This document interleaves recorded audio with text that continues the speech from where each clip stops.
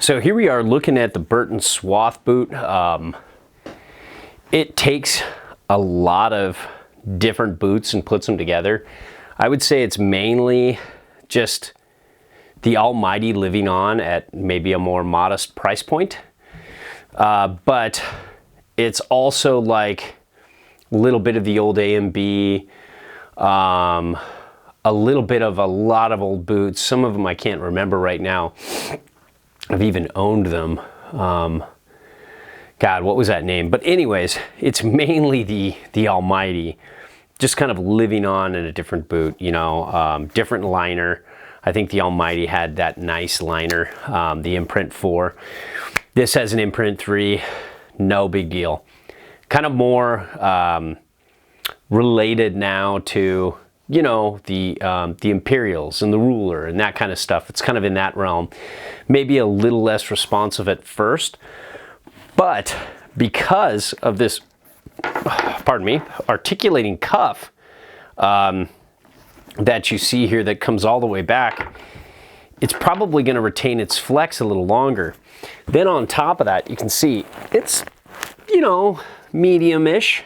You know, maybe a touch on the medium soft side, but it's a good, you know, boot that can handle park as well as some mountain riding for sure. But what's cool about, you know, is not only will it retain its flex a little longer than the Imperial and the Ruler and other boots like that that don't have this articulating cuff, they'll also fit better. There's less pressure points usually with articulating cuffs. You know, every foot's different, but there's less of a chance of you having a bad time pressure-wise with these than maybe other boots. They're just less likely to fold. They move, they flex forward with you a little better. So that's good. You know, I've got this deconstructed here for you. This is what it looks like here under the pretty lights.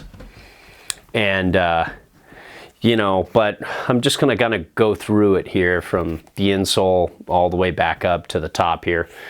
This insole sucks, but every insole sucks in the industry. It's not bad for, you know, what you get with the boot. But if you get something like this, this is heat molded for 44 bucks from Footprint Insole Technology, and you can see it just formed to my foot, fits my arch. Gives me, you know, nice support, but, you know, isn't hard anywhere really. It's just all EVA foam, and that's a much better call. And just for a few, you know, for 44 bucks or 42 bucks extra, you can get that instead of this, you know, that doesn't really do anything for your foot. So probably best to go with that. But as far as the industry goes, it's just the same as everybody else's. Not bad.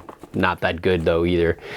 You can see there's kind of an orange thing under here that gives you a little more extra shock absorption, and then underneath it is a like a reflective coil to kind of help give you a little more heat going on.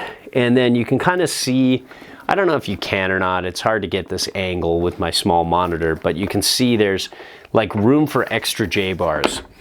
And this imprint 3 liner is very good too. It's just a nice, comfortable, heat moldable liner.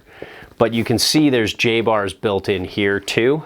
So if you want extra though, there is room there. And they used to make these J-bars that came with every boot that Velcroed in. I think you kind of have to call in and ask Burton for them now or order them somewhere, but lots of people make them.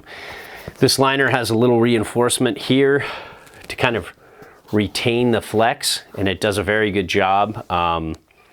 You know, holding up pretty well, but it's so comfortable day one. And that's kind of what, you know, the goal of most boots are these days, is it's that fine balance between longevity of flex and, you know, being comfortable. Because oftentimes boots that, you know, hold their flex for a long time are tough on your feet. So it's a nice balance there. Now, one of my biggest complaints with this boot, as you can see here, this gray stuff is just EVA foam. And that has just shit for traction. It's horrible for traction. It's like, it's scary walking through an icy parking lot. I just like sometimes if I'm wearing a boot with all EVA foam and I'm testing and somebody's like, hey, it's a powder day, let's go hike over here. I'm like, nah, I don't want to slip and fall and tumble down a hill. Maybe hit some rocks and just ruin my day. But luckily, these dark blue patches actually have rubber. So it's just, you know, the traction isn't amazing, but you can actually survive walking around, skating, just because of those little patches. They're just strategically placed and they're like perfect where you need them.